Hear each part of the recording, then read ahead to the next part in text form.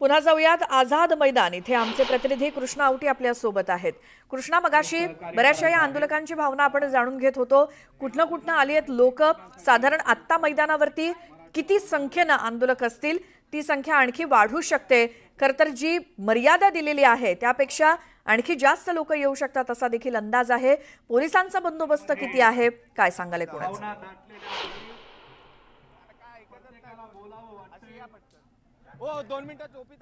कृष्णा, आवाज येतोय?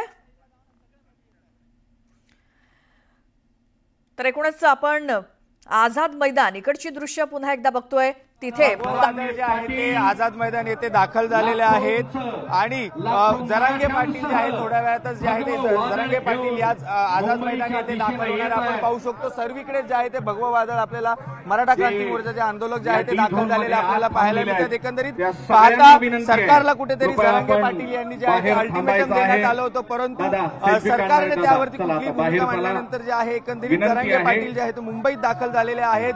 अगदी काही वेळातच आझाद मैदान येथे जे आहे ते आमरण उपोषणाला सुरुवात करणार आहेत।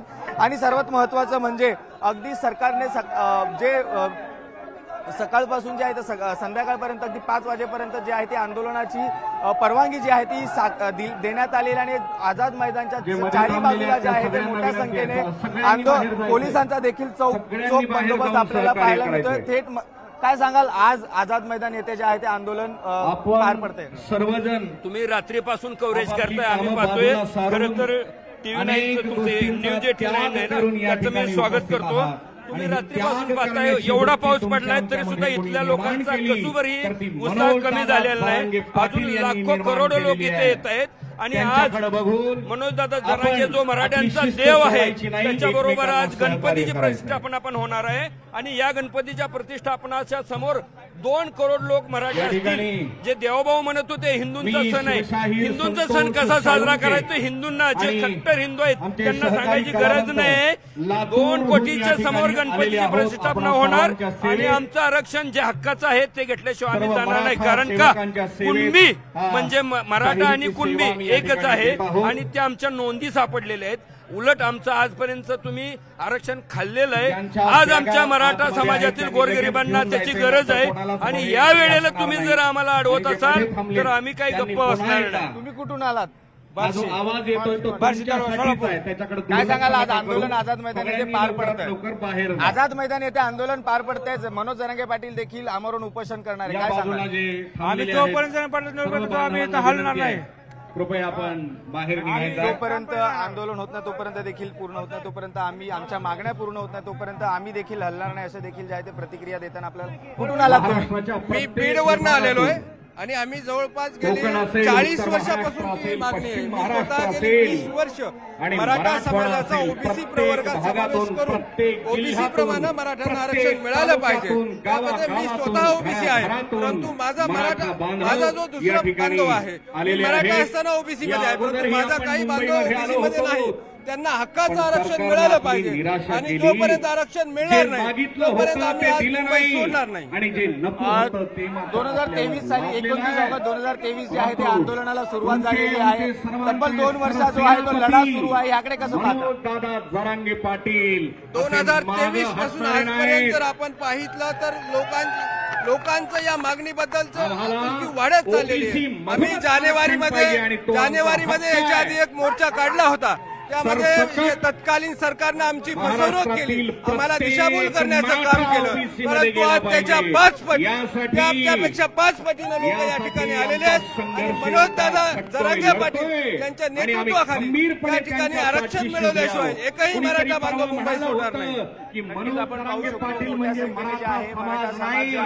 एकत्र आलेला आपल्याला पाहायला मिळतोय। जोपर्यंत आमच्या मागण्या पूर्ण केल्या जात नाही तोपर्यंत आम्ही हटणार नाही, असे देखील जे आहे ते प्रतिक्रिया येताना आपल्याला पाहायला। कुठून आलात? तर मी परभणीहून आलो, परभणीहून। काय आज आंदोलन पार पडते आझाद मैदान? आता जाणार नाही, आम्ही आम्हाला गेल्या वर्षी काय केलं, तिकडे वाशीला बशीला आम्हाला मुंबईला आणि म्हणले आता आरक्षण दिलं तुम्ही जा, आम्हाला मुलाला उजाळा लावला आणि आम्हाला जा म्हणलं घरला। आता जाणार नाही आम्ही, आता आरक्षण घेतल्याशिवाय जाणार नाही। आता शिंदे साहेबाला म्हणा आरक्षण द्या, देवेंद्र फडणवीस साहेबाला म्हणा आरक्षण द्या, आम्ही जाणार नाही। आता काही होऊ द्या. गेल्या 2 वर्षांपासून आहे हा सर्व लढा सुरू आहे. हे बॅकी बघा ना, बाकी एवढं बाई, हे बाई, बेदर झाली आम्ही. आणि लाखोंच्या काय सांगाल आज आंदोलन पार पडते? डंके की सगळं आंदोलन करा. शपथ. आणि सगळ्यांनी हात वर सर्व मराठ्यांचं एकच मान्य आहे की मराठा आरक्षण हे सरसकट भेटलं पाहिजे आणि हे मराठा समाज पहिल्यापासून लढणारा आहे आणि युद्धामध्ये सर्वात जास्त लढणाऱ्यामध्ये मराठा समाज आहे आणि आम्ही जिल्हा हिंगोली कळमनुरी तालुका इथून आलेलो आणि आम्हाला सरसकट मराठा आरक्षण पाहिजे आणि आमचं म्हणणं आहे की आमचेच काहीतरी गद्दार आमदार आम्हाला आमच्या मतावर निवडून आले आणि आमच्या सपोर्टाने निवडून आले. आज ते घरात जाऊन बसण्याचा पण आमचा गरीब समाज हा शेतकरी बांधव हा रस्त्यावर उतरलेला आहे.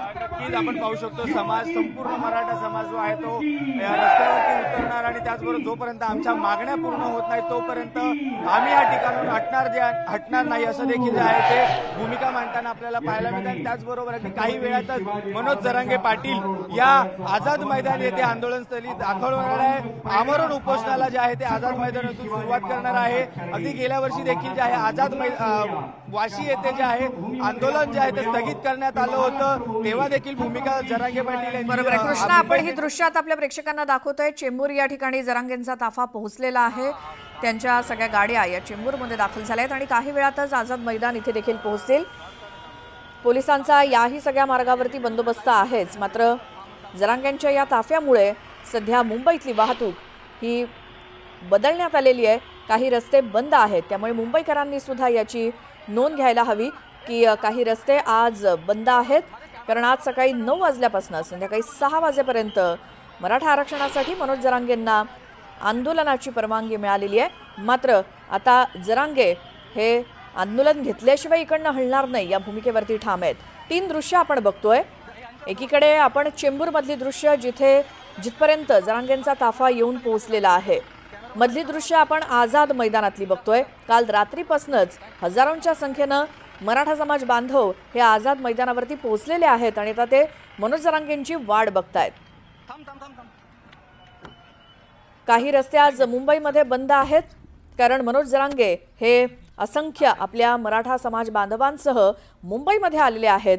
29 तारीख ही जरांगेंनी आंदोलनासाठी अर्थात उपोषणासाठी ठरवलेली होती.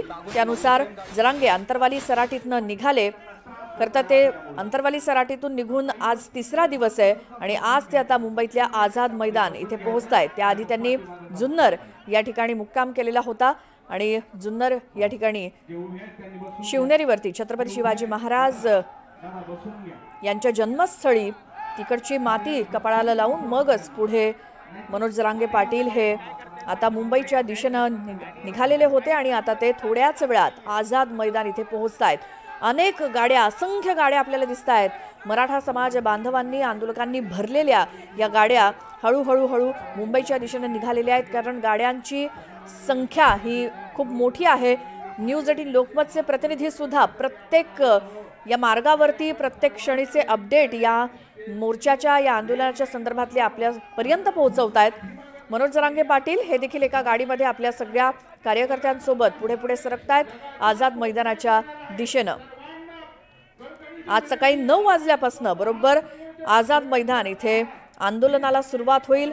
लगेचच ते उपोषणाला सुरुवात करणार आहेत अशी माहिती मिळते.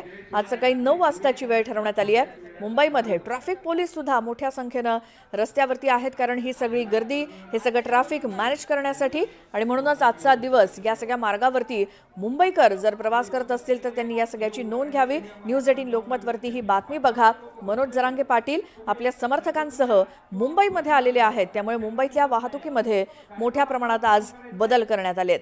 चेंबूरपासून ते अगदी आझाद मैदानापर्यंत येणारा रस्ता हा पूर्णपणे इतर वाहतुकीसाठी बंद करण्यात आलेला आहे कारण मराठा समाज बांधवांच्या असंख्य गाड्या या रस्त्यावरनं येत आहेत. तिथे आझाद मैदानात तर काल रात्रीपासूनच आंदोलक जमायला सुरुवात झालेली आहे आणि आता ते वाट बघतायत की मनोज जरांगे हे कधी आझाद मैदान इथे पोहोचतायत. या सगळ्यांच्या भावना सगळ्यांच्या मागण्या सगळ्यांच्या भूमिका आपण थोड्या वेळापूर्वी जाणून घेतल्या. आमचे प्रतिनिधी अगदी वेगवेगळ्या ठिकाणी संपूर्ण राज्यभरातनं या आंदोलनासंदर्भातले माहिती आपल्यापर्यंत पोहोचवत आहेत. जरांगेंचा ताफा हा मुंबईच्या दिशेने येत असतानाची दृश्य आमचे प्रतिनिधी या ताफ्यासोबतच आहेत आणि ते तिकडची माहिती आपल्यापर्यंत पोहोचवत आहेत. कुठपर्यंत हा मोर्चा येऊन पोहोचलाय, जेणेकरून इतर मुंबईकरांना देखील सगळी माहिती मिळेल कोणत्या रस्त्यावरनं, कोणते रस्ते सध्या बंद आहेत. त्यामुळे मराठा समाज बांधव हे आझाद मैदानावरती काल रात्रीपासूनच जे काही जमलेले आहेत ते आता वाट बघतायत ते मनोज जरांगे पाटील यांची. वाटेत वेगवेगळ्या ठिकाणी पुष्पवृष्टी, पुष्पहार स्वीकारत मनोज जरांगे हे पुढे पुढे सरकतायत. अंतरवाली सराटी ते मुंबईतलं आझाद मैदान.